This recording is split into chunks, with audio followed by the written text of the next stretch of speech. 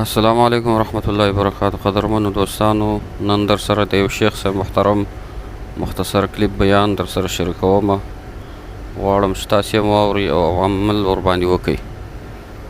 هغه شیخ صاحب محترم د ږیرې متعلق بیان کړی دی چې ږیره پرېښودل په اسلام کې د دې څه حکم دی، سنت دی، واجب دی. عام اصطلاح خو دا روانه ده چې ږیره پرېښودل دا سنت ده، خو نن موږ د شیخ صاحب محترم څخه تفصیلي بیان اورو چې شیخ صاحب محترم په دې باره کې څه وایي چې ږیره پرېښودل په اسلام کې څه حکم لري، د وجوب حکم دی او که د سنتو حکم دی. تفصیلي بیان د ده څخه اورو. راځئ راسره واورئ او عمل پرې وکړئ، د ملګرو سره شریک کړئ. دا ونه چې سړی ګیره پرېږدي، سنت طریقه دا ده دغه طرف ته څلور ګوتې یو مټ، دغه طرف ته څلور ګوتې او دا مخ طرف ته څلور ګوتې.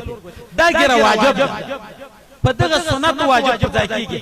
دا څوک چې ګیره لنډه کړي وایي ما ګیره پرېښوه، دا درواغ وایي. څوک چې ګیره خري اخوا یې هسې نه پرېږدي. ځینې خلک یې له دې خوا را لنډه کړي، دلته یې لږ وټی پرېږدي، دا ګیرې نه دي.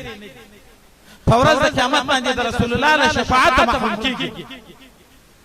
او څوک چې په ګیره پورې خاندي، دا علما ناست دي وایي سړی کفر ته وځي. ګیره په قرآن ثابته ده، لا تأخذ بلحیته. هارون علیه السلام موسی علیه السلام ته د ګیرې حکم کړی ده، په قرآن ثابته ده.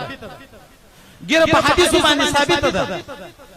موږ تاسې باید وروڼو په دې کې کوشش وکړو د الله د دین دپاره. پیغمبر علیه السلام وایي برېتونه لنډوئ، ګیرې اوږدوئ. او بیا وایي تاسې د مجوسو او د یهودو خلاف کوئ، هغه برېتونه اوږدوي، ګیرې لنډوي. تاسې به ګیرې اوږدوئ، برېتونه به لنډوئ. او بیا حدیث راځي من تشبه بقوم فهو منهم. څوک چې مشابهت له کومه قومه سره کوي، په ورځ د قیامت به د هغو په ډله کې وي. الله تعالی وایي یوم ندعو کل اناس بامامهم. په ورځ د قیامت به ټول انسانان په خپل مقتدا سره بولم. که څوک په علماو پسې ولاړ دي، د علماو په ډله کې به ځي. څوک په اولیاو پسې ولاړ دي، د اولیاو په ډله کې به ځي. څوک د امام ابو حنیفه صاحب مذهب دی، د امام صاحب په ډله کې به ځي. که څوک خدای نه کړه د کافرو په ډله کې، د هغو مشابهت، د هغو کردار خوند ورکوي، په هغو کې به ځي. یو صحابي رسول الله صلی الله علیه و آله وسلم ته راغی او ورته وایي فرنګ کې تغیر راغلی دی. نبی علیه السلام ورته وایي یا ثوبان دا رنګ کې دې ولې داسې تغیر راغلی دی؟ دی ورته یا رسول الله زما له تا سره ډېره مینه ده، ډېر محبت مې ده، چې کله زه په کور کې ناست یم ته را په یاد شې نو زه متصل راولاړېږم، ستا په هغه جناب رویت سره ځان مشرف کوم. کله خپلو بچیانو سره ناست یم ته را په یاد شې یا مې نور وس نه وي، بیا تا ته راځم ستا ملاقات. نن به یو سوچ را سره پیدا شي، هغه دا چې زه مرمه انسان یم، رسول الله هم بشر ده، وفات کېږي به. نو دی خو چې وفات شي دی به جنت ته ځي. زما خو دا معلومه نه ده زه به جنت ته لاړ شم که دوزخ. بیا که جنت ته لاړ شم رسول الله خو په لوړ مقام کې، زه خو به دی نه شم لیدای. نو یا رسول الله صلی الله علیه و آله وسلم په دې شکایت درته راغلی یم چې ستا ملاقات په قیامت کې غواړم یا رسول الله. رسول الله ورته مخه پکېږه المرء مع من احبه. سړی به له هغه چا سره وي چې په ورځ د قیامت یې له چا سره محبت وي. یا ثوبان ستا له ما سره محبت ته په ورځ د قیامت به زما ملاقات خامخا کوي. د رسول الله محبت چې له چا سره وي د هغه ملاقات په خدای پاک ته ورنصیب کړي.